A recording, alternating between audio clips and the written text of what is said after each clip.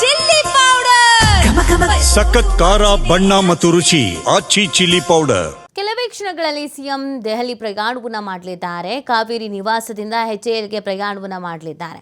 ಎಚ್ಎಎಲ್ನಿಂದ ದೆಹಲಿಗೆ ತೆರಳಲಿರುವಂತಹ ಸಿಎಂ ಮಧ್ಯಾಹ್ನ 1:30ಕ್ಕೆ ಪ್ರಧಾನಿ ಮೋದಿ ಭೇಟಿ ಕೊಡ್ತಾರೆ. ರಾಜ್ಯದ ಹಲವು ವಿಷಯಗಳ ಬಗ್ಗೆ ಚರ್ಚೆ ಮಾಡ್ತಾರೆ. ಅತಿವೃಷ್ಟಿ ನೆರವು, ಕೇಂದ್ರ ಪುರಸ್ಕೃತ ಯೋಜನೆ, ಮೇಕೆದಾಟು ಯೋಜನೆ ಕುರಿತು ಚರ್ಚೆ ಮಾಡ್ತಾರೆ. ಪರಿಸರ ಇಲಾಖೆಯ ಅನುಮತಿಗೆ ಮನವಿಯನ್ನು ನೀಡಲಾಗುತ್ತೆ. ಮೆಟ್ರೋ ಯೋಜನೆಯ ಬಾಕಿ ಹಣ ಬಿಡುಗಡೆ, ಜಿಎಸ್ಟಿ ಬಾಕಿ ಹಣದ ಬಗ್ಗೆಯೂ ಕೂಡ ಮಾತುಕತೆಯನ್ನ ಮಾಡಲಿದ್ದಾರೆ. ಸಂಜೆ 6 ಗಂಟೆಗೆ ಎಐಸಿಸಿ ಅಧ್ಯಕ್ಷ ಮಲ್ಲಿಕಾರ್ಜುನ ಖರ್ಗೆ ಅವರನ್ನು ಭೇಟಿ ಮಾಡ್ತಾರೆ. ಖರ್ಗೆ ಅವರ ನಿವಾಸದಲ್ಲಿ ಭೇಟಿಯನ್ನ ಮಾಡಲಿದ್ದಾರೆ ಸಿಎಂ. ಈ ವೇಳೆ ಸಂಪುಟ ಪುನಾರಚನೆಯ ಕುರಿತು ಕೂಡ ಚರ್ಚೆಯನ್ನ ಮಾಡಲಿದ್ದಾರೆ ಅನ್ನೋದ್ರ ಬಗ್ಗೆ ಮಾಹಿತಿ ಇದೆ. ಮಧ್ಯಾಹ್ನ 1:30ಕ್ಕೆ ಪ್ರಧಾನಿ ಮೋದಿ ಅವರನ್ನು ಭೇಟಿ ಆಗಲಿದ್ದಾರೆ. ಇನ್ನೇನು ಕೆಲವೇ ಕ್ಷಣಗಳಲ್ಲಿ ಸಿಎಂ ದೆಹಲಿ ಪ್ರಯಾಣವನ್ನ ಮಾಡಲಿದ್ದಾರೆ ಅನ್ನೋದ್ರ ಬಗ್ಗೆ ಮಾಹಿತಿ ಸಿಗ್ತಾ ಇರುವಂಥದ್ದು. ಕಾವೇರಿ ನಿವಾಸದಿಂದ ಎಚ್ಎಎಲ್ಗೆ ಪ್ರಯಾಣವನ್ನ ಮಾಡಲಿದ್ದಾರೆ. ಮೊದಲಿಗೆ ಪ್ರಧಾನಿ ನರೇಂದ್ರ ಮೋದಿ ಅವರನ್ನು ಭೇಟಿ ಆಗ್ತಾರೆ.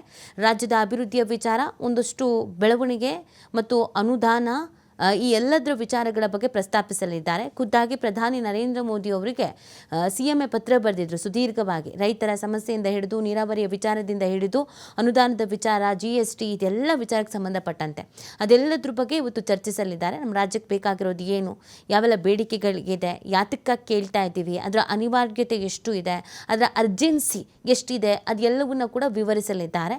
ಸೊ ಅದಾದ ನಂತರ ಪ್ರಧಾನಿ ನರೇಂದ್ರ ಮೋದಿ ಅವ್ರಿಗೆ ಏನು ಭರವಸೆ ಕೊಡ್ತಾರೆ ಅಥವಾ ಯಾವ ಬೇಡಿಕೆನ ಈಡೇರಿಸ್ತಾರೆ ಅನ್ನೋದನ್ನು ನೋಡಬೇಕಾಗತ್ತೆ.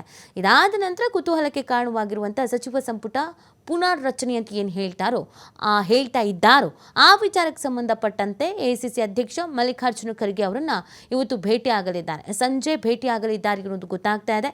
ಭೇಟಿಯ ನಂತರ ಏನು ಬೆಳವಣಿಗೆ ಆಗತ್ತೆ, ಏನು ಮಾತಾಡ್ತಾರೆ, ಮಲ್ಲಿಕಾರ್ಜುನ ಖರ್ಗೆ ಅವ್ರಿಗೆ ಏನು ಹೇಳ್ತಾರೆ, ಸಚಿವ ಸಂಪುಟ ಪುನರ್ರಚನೆ ಗ್ರೀನ್ ಸಿಗ್ನಲ್ ಸಿಗುತ್ತಾ ಅಥವಾ ಸಿಗಲ್ವಾ, ಹೋದ ದಾರಿಗೆ ಸುಂಕ ಇಲ್ಲ ಅಂತ ವಾಪಸ್ ಬರ್ತಾರಾ ಅಥವಾ ಯಾವುದಾದ್ರೂ ನಿರ್ದೇಶನವನ್ನು ಮಲ್ಲಿಕಾರ್ಜುನ ಖರ್ಗೆ ಅವರು ನೀಡ್ತಾರಾ, ಪ್ರಶ್ನೆಗಳಿದೆ.